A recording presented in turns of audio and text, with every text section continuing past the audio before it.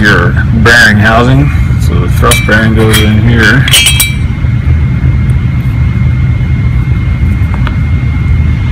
And this is your thrust pad that is clamped onto the shaft by the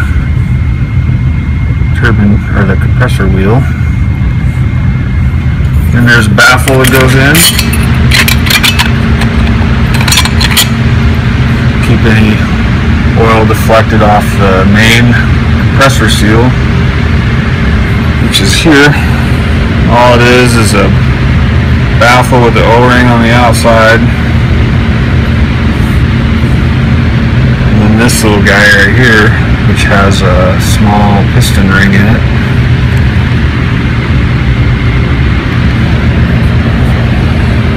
Like this.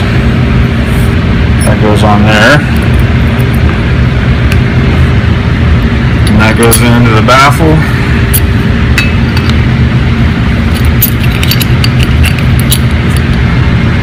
And then that's what seals the compressor.